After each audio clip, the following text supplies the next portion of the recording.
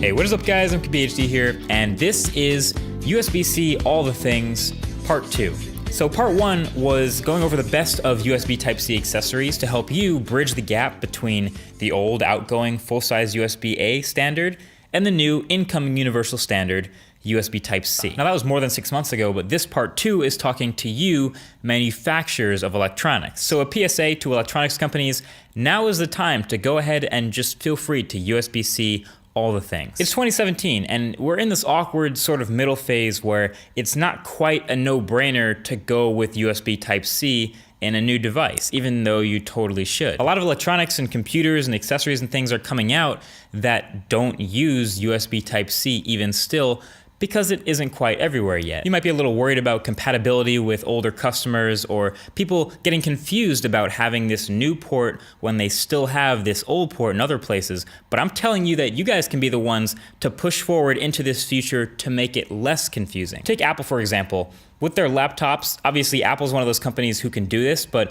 they basically just declared and decided that they wanted USB-C to be the future of connectivity in their devices. So with all the new MacBooks and MacBook Pros, their entire laptop lineup, they took away full-size USB-A ports and replaced them all with USB Type-C 3.1. There's no downsides, and now there's way less confusion because you've gone straight from the old one to the new one, the old port to the new port, and now all of the ports on all the MacBooks are USB Type-C. That's a much easier mental hurdle to clear of why a new port exists and the old one doesn't anymore. Another example is Samsung with their smartphones. They've wisened up a lot too. They used to have micro USB in some phones and USB micro B for the Note. That was a weird one.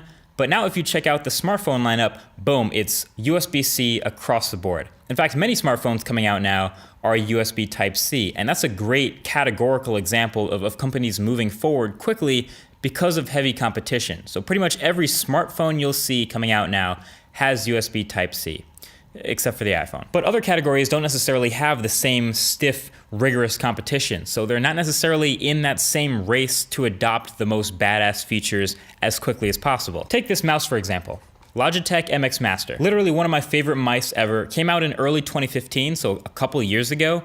And then recently Logitech decided it's time for a refresh. So they came out with the Logitech MX Master 2S. Nice, so a little bit of a refresh, new coating, some new color choices to pick from, a newer, longer lasting battery, a higher DPI sensor, but at the front, the same micro USB. Now in something as simple as a mouse, Logitech probably accurately thought it probably doesn't even matter if you switch to USB Type-C or not. There's no crunch for space, there's no need to use a smaller, faster port here, and the only thing you actually use the cable for with this mouse is charging anyway, so who really cares? Why spend the extra money on a new chipset inside just to use the newer, fancier USB Type-C. But if we're going to move faster into this world of USB Type-C everywhere, then this is the kind of stuff that has to get switched to USB Type-C. Even if it doesn't seem like it's gonna matter, it actually does in the end. Maybe the best way to do it if you're concerned about laggers or concerned about confusion or compatibility is to do what Samsung did with their portable SSD. This is the Samsung T1 SSD.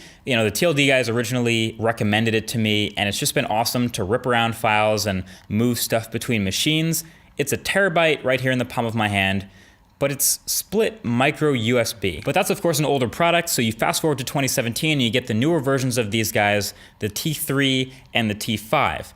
And the T5 is of course straight to USB Type-C. But if you look in the package, the T5 comes with two cables. One is a USB Type-C to USB Type-C cable for the future we're looking forward to, but the other is a USB Type-C to full-size USB-A cable. That way anyone can use it, you have the cable option there, but it clearly still favors moving forward to USB Type-C. Now of course USB 3.1 and the new connector really do matter in a product like a portable SSD where speed matters, but this would be even more awesome to see every day in things like the Logitech mouse, with portable battery packs, with cameras, with keyboards, with speakers, with whatever accessories are being refreshed or coming out in 2017 and 2018.